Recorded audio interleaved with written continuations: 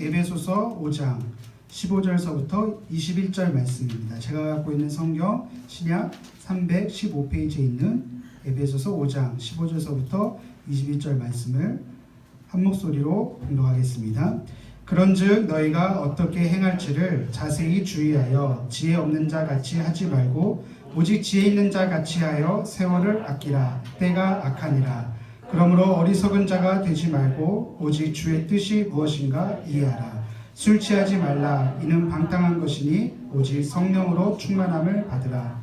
시와 찬송과 신령한 노래들로 서로 화답하며 너희의 마음으로 주께 노래하며 찬송하며 범사에 우리 주 예수 그리스도의 이름으로 항상 아버지 하나님께 감사하며 그리스도를 경외함으로 피차 복종하라.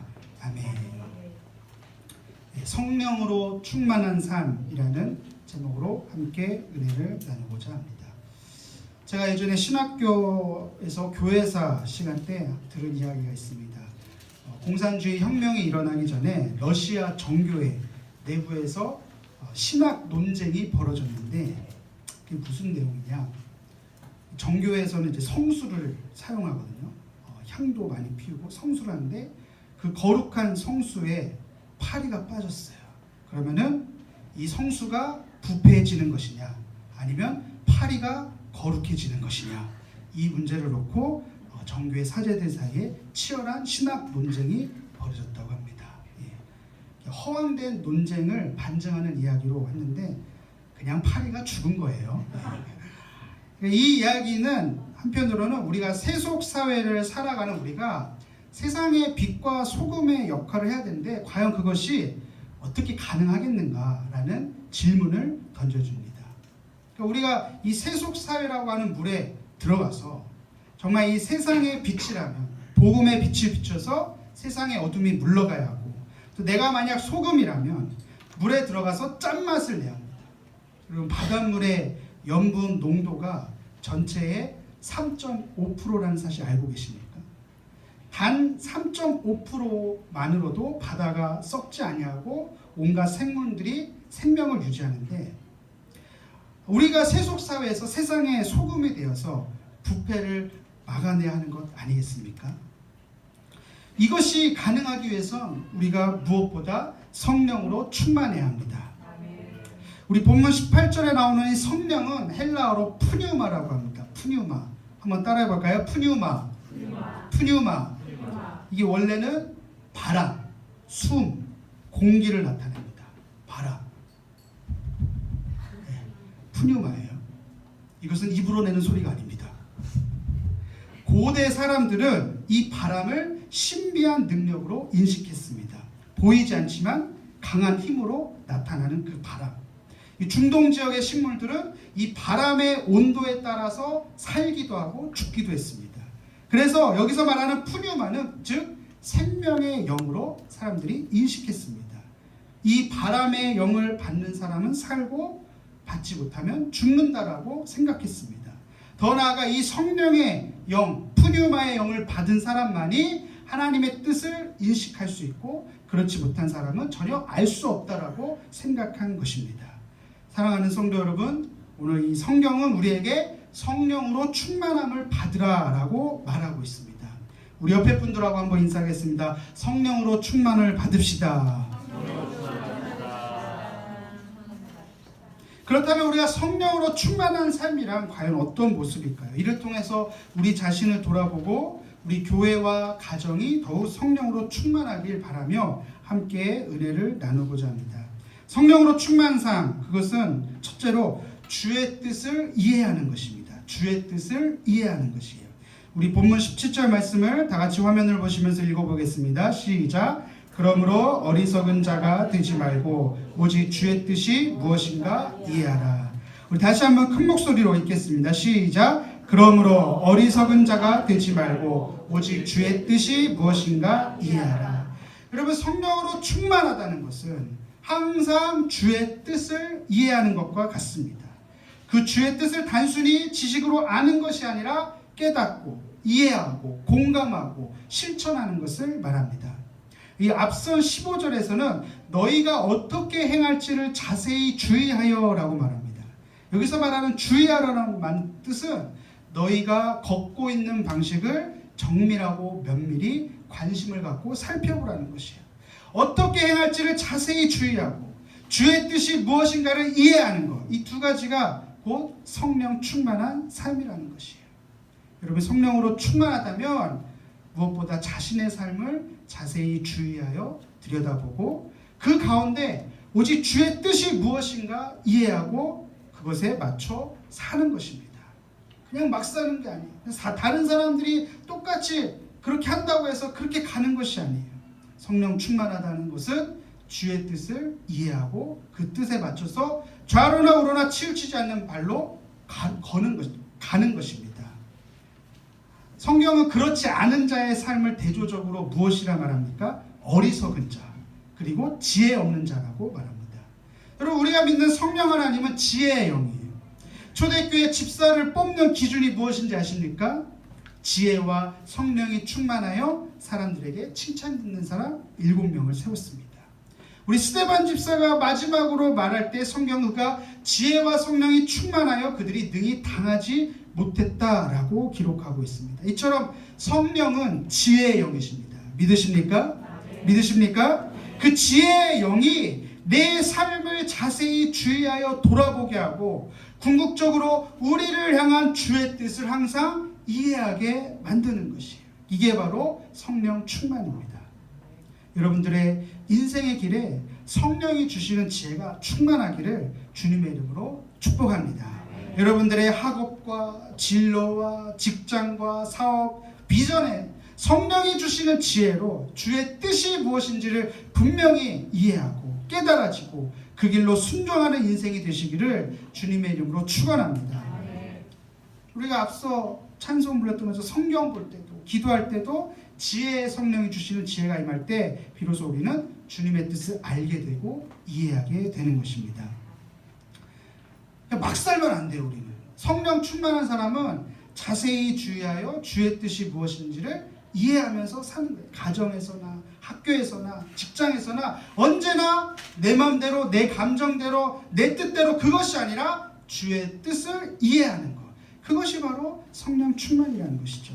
우리 야고보서 1장 5절 말씀을 다 같이 화면을 보시면서 한 목소리로 읽겠습니다. 시작. 너희 중에 누구든지 지혜가 부족하거든 모든 사람에게 후히 주시고 꾸짖지 아니하시는 하나님께 구하라. 그리하면 주시리라. 할렐루야. 할렐루야.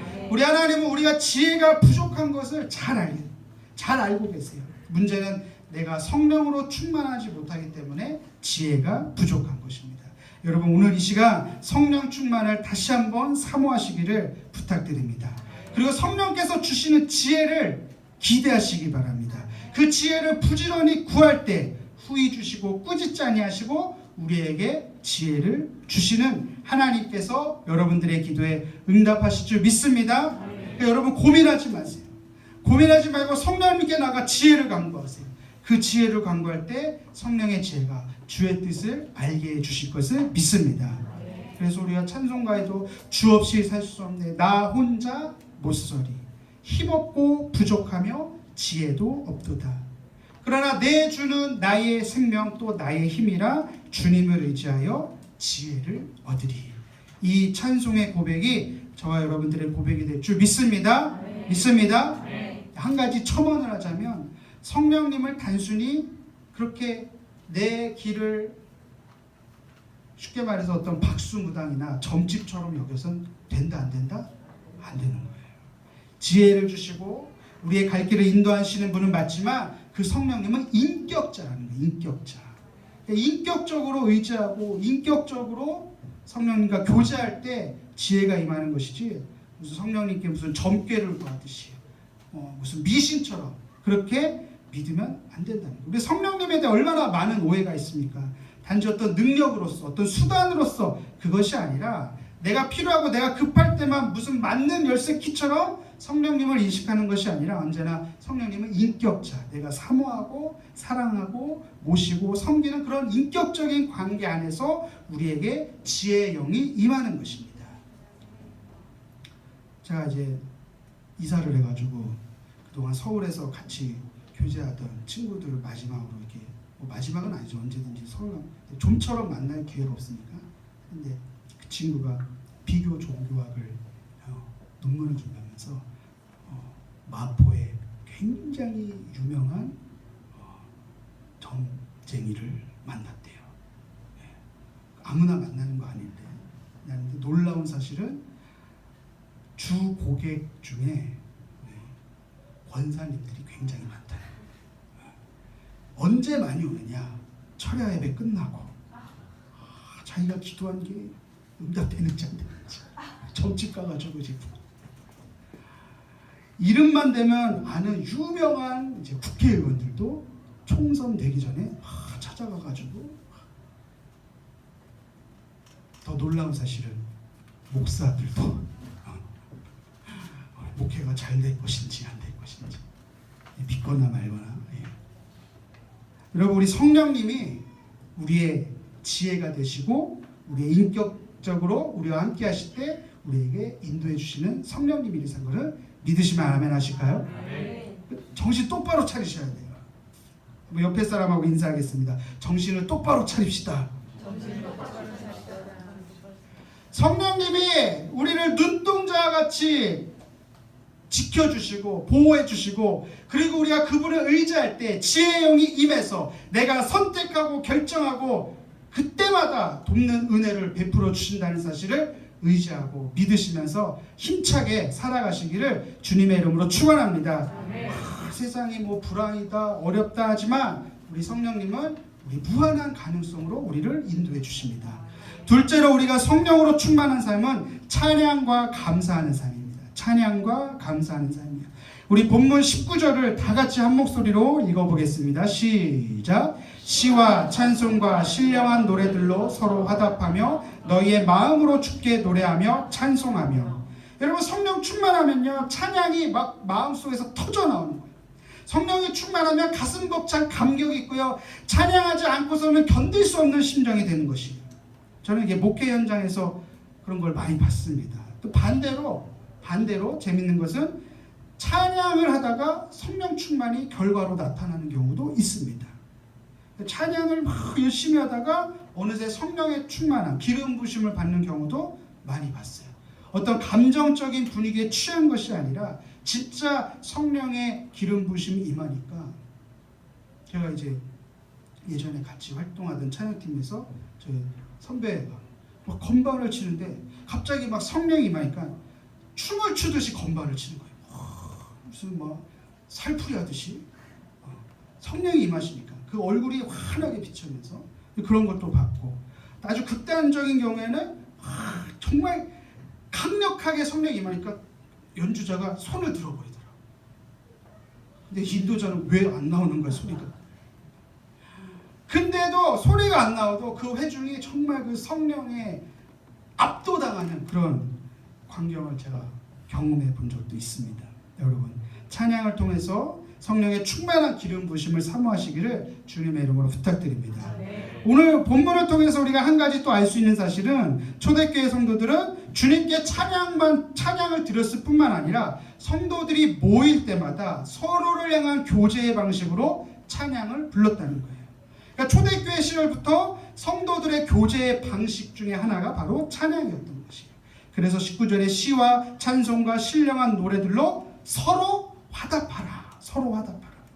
여기서 말하는 시는 시편입니다. 시편과 찬송과 신령한 노래 모두가 예배 때 쓰였던 노래들을 말하는 것이에요. 오늘 우리도 예배를 드리면서 시편과 찬송과 신령한 노래를 불렀습니다. 그냥 부르는 것이 아니라 서로 화답하는 방식으로 불렀다는 것이죠. 모일 때마다 찬양하고 성령이 충만하면 모일 때마다 찬양하고 그러므로 우리 광교순목회 성도들은 오늘부터 모일 때마다 찬양하고 서로 화답하고 기쁨으로 교제하는 교회가 되기를 주님의 이름으로 축원합니다. 뿐만 아니라 감사하는 삶이에요. 감사는 성령 충만의 조건이며 결과라는 사실. 성령 충만을 상실하면 나타나는 즉각적인 현상은 내 입에서 불평이 나오기 시작해요. 그러나 성령 충만하면 모든 일에 감사하고 싶어집니다. 문자 그대로 말 그대로 절대 감사. 그럼에도 불구하고 감사. 내가 좋아할 수 없는 환경에 처할지라도 하나님의 살아계심과 하나님의 도우심의 손길을 믿고 알기에 감사하는 것이에요. 우리 20절 다 같이 한 목소리로 읽겠습니다. 시작. 범사에 우리 주 예수 그리스도의 이름으로 항상 아버지 하나님께 감사하며. 여기 보면 범사와 항상, 언제나 어디서나 모든 일에 또 모든 때에 감사한다는 것이에요. 이 절대 감사죠. 절대 감사. 본문은 한 걸음 더 나아가서 이러한 감사의 삶이 우리 주 예수 그리스도의 이름으로 실행되어야 한다는 것이에요. 이는 예수 그리스도로만 인해서 이러한 삶이 가능하다는 것이에요.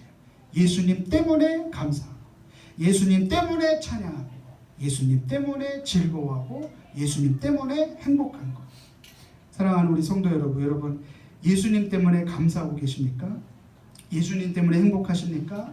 예수님 때문에 찬양하고, 예수님 때문에 감사하고, 예수님 때문에 행복한 우리 광교 순복음교회가 되기를 주님의 이름으로 축원합니다. 축원합니다.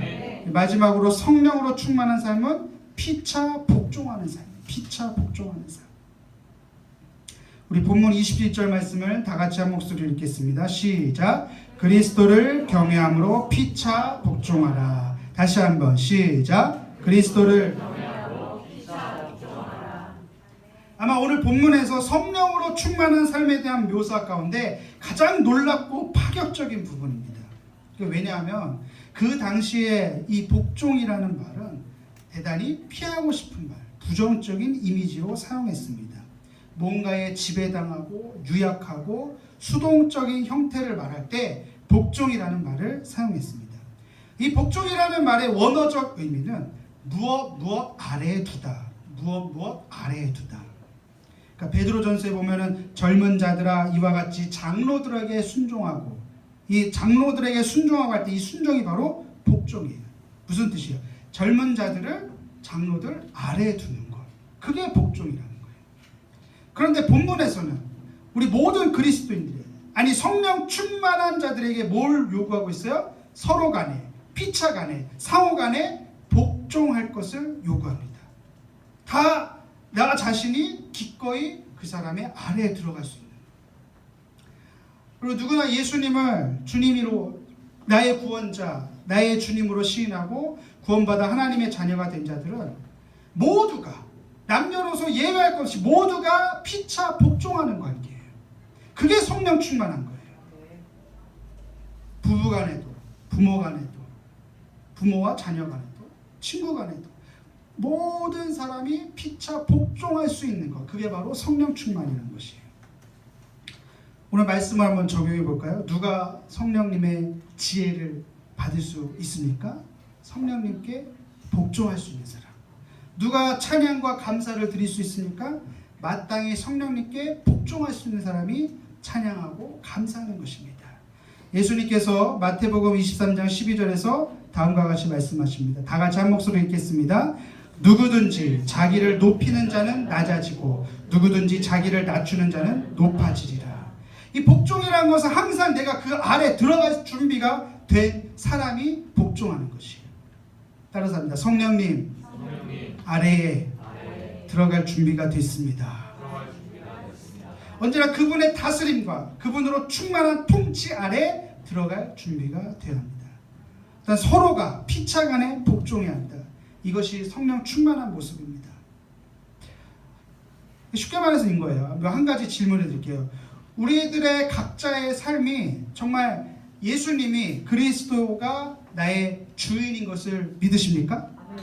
내 인생이 내가 주인 아니에요? 아니죠. 정말 예수님이 내 인생의 주인이세요? 나만 주인이 아니라 다른 사람들도 예수님이 주인이라는 사실. 한번 우리 옆에 분을 한번 바라보시고, 당신의 주인이 예수님입니다. 그 주인이 나도 주인입니다. 나의 주인도 예수님, 당신의 주인도 예수님. 그래서 피차간에 복종할 수 있는 거예요. 왜? 그분을 바라보고 그분의 인도하심을 믿고 결국은 서로에게 상대방의 안에 있는 성령님께 복종할 수 있는 것, 그 복종함을 우리는 성령 충만한 삶이다. 성경은 그것을 가르치고 있는 것이에요. 우리 유진 피터슨 목사님이 쓰신 메시지 성경이 이렇게 말을 합니다. 그리스도를 경외하는 마음으로 서로 예의 바르고 공손하게 대하십시오. 그리스도를 경외함으로 피차 복종하라. 우리 개역개정판 성경은 그렇게 번역이 되어 있지만 유진 피터슨 목사님이 쓰신 메시지 성경은 그리스도를 경외함으로 피차 복종하라를 뭐라고 얘기했냐. 그리스도를 경외하는 마음으로 서로 예의 바르고 공손하게 대하십시오. 다시 말해서 복종을 예의 바른 존경으로 바꾼 것이에요. 예의 바른 존경. 한번 따라하겠습니다. 예의 바른 존경. 이런 서로를 향한 예의 바름과 공손함이야말로 성령 충만한 삶의 태도라는 것이에요. 그래서 예배소서는 피차간에 복종하는 것, 예의 바른 존경으로 22절부터 다시금 가정 안에서 부부간에 부모와 자녀간에 어떻게 예의 바르고 존경할 것인가를 계속해서 말하고 있습니다. 사랑하는 성도 여러분, 우리 교회가 정말 피차간에 복종할 수 있는, 더 나아가서 성령님께 무조건적으로 복종할 수 있는, 서로 간에 예의 바른 존경으로 대할 수 있는 그러한 성령으로 충만한 교회가 되기를 주님의 이름으로 축원합니다. 우리 교회 3대 목표 가운데 하나가 성령으로 충만한 교회, 우리 개개인이 바로 성령 충만한 교회가 될 줄 믿습니다. 여러분들의 가정이 성령으로 충만해져서, 여러분들의 자녀들이 성령으로 충만해져서 날마다 주의 뜻이 무엇인가를 이해하는 지혜의 영으로 충만할 줄 믿습니다.